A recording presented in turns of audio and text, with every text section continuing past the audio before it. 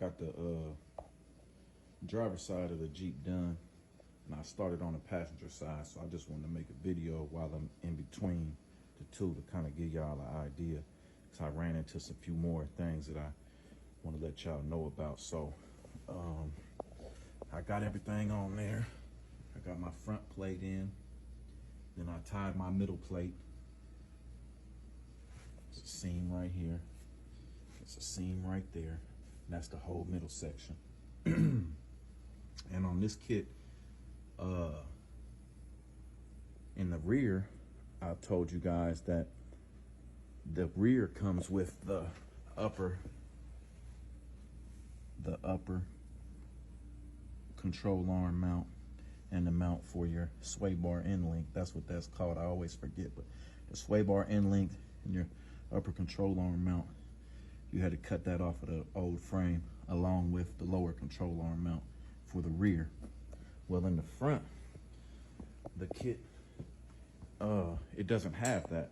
It has a body mount. So this is the front. This is the front right here. So the front only comes with the lower control arm mount, and then it replaces the whole forward body mount. So I had to do some cutting on this one as well because of the upper. So you see here, it replaces the front body mount altogether. So you got to cut that front body mount off of the frame. But on the inside, it doesn't have the upper control arm mount. So what I had to do was take a few measurements, and I ended up trimming the piece to fit. I still got the drive shaft down and stuff, but you guys can see right there, I actually, this was one long piece, and it went up even past that point right there, probably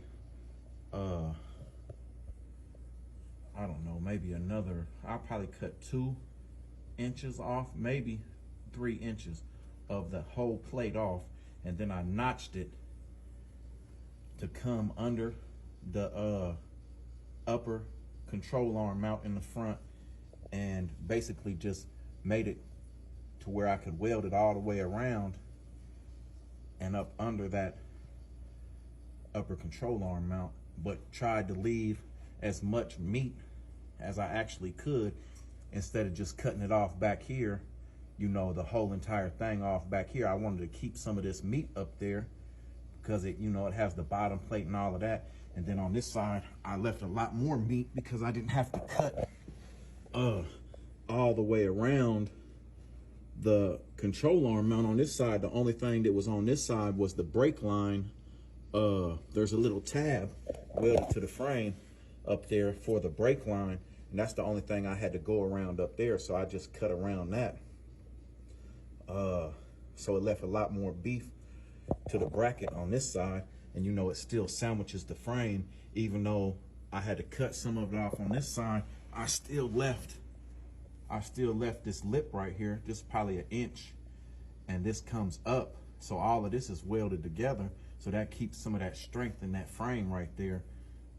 It wasn't too rusted out on this side, really, but this passenger side, you can see, I'm about to start on it now. You can see the passenger side is real rusty. So, I got to do the same thing over there, cut around that control arm and everything, but I try to leave as much meat as I could on there. And then I had to cut, so this piece here was long.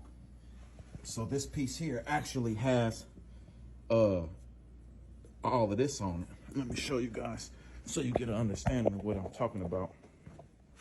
So, of course, this is the opposite side, but you can kind of get a vision of it.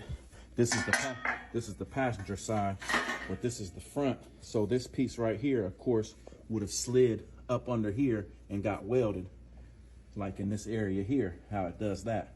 And it did in the back section as well.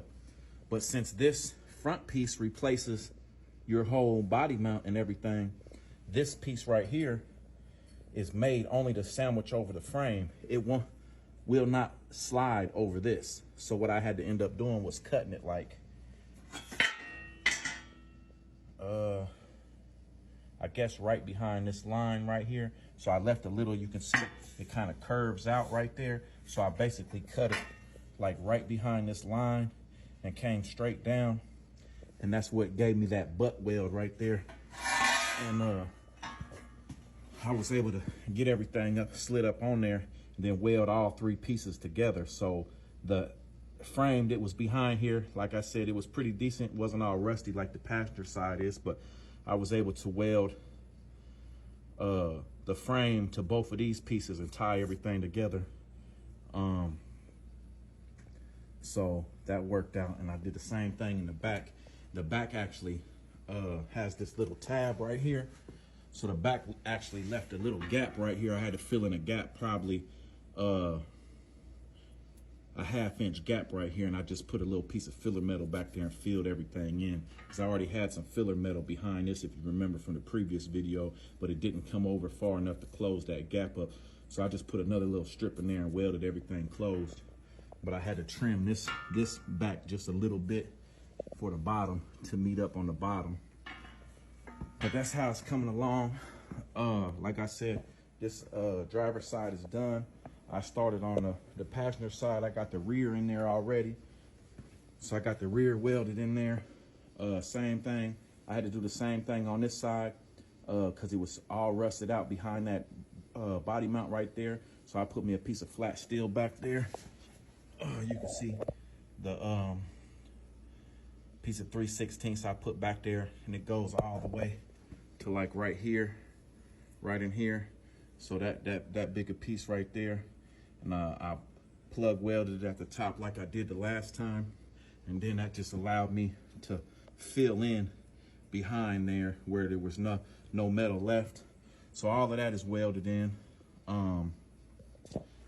Now I'm moving to the front, because you have to do the front. You have to do the front section first and then put your center section in so you can cut it to fit. So I'm gonna go ahead and start on this front. The front wasn't too bad because your measurement is already there because of your lower control arm. By it only using the lower control arm, you're only, oh, I had to cut the exhaust. So I cut the exhaust right there, right after the Y pipe, because that gives me room to get up next to that oil pan and weld it all the way around. That exhaust was fucked anyway. It was all rusty out. It had a cherry bomb on it. You can see it over there. And then right here is the other piece I cut out with the catalytic converter. It was all rusty after the catalytic converter. So I'm gonna go ahead and, I needed to cut it out anyway. I'm gonna go ahead and weld a couple new little sections of exhaust pipe in there. But by cutting that exhaust out and taking it off the hangers and cutting it right here, that just allows me to get up in here and be able to weld and grind and do all of the stuff I need without the exhaust in the way. And like I said, I cut it right after the Y. That way it leaves me some room. It leaves me some room up in there on the side of the oil pan, the way I can get around and weld that whole exhaust back on. But like I was saying about the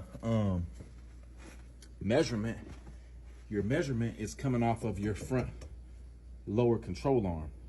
So you don't have to worry about trying to find your center.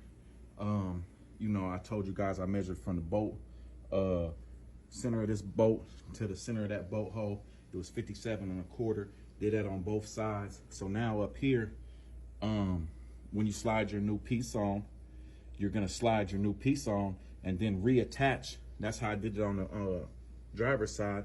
I slid my piece up on there after I notched it all out and got it all where I wanted it, and grind it down and cleaned the frame up and everything to where it was the last time I was sliding it up on there, you know, no more test fit. It was the actual ready to weld. So once I put it back up on there, I went ahead and reattached my lower control arm, and that's what gave me, because this isn't adjustable. You know what I mean? This is 2 mounting points. They don't adjust. So that gave me my distance where that front plate needed to weld. Then I just took me some, I got a bunch of random, real big to medium to small size C-clamps. And that's what I was, you know, sandwiching the frame. And even in this section here, when I welded on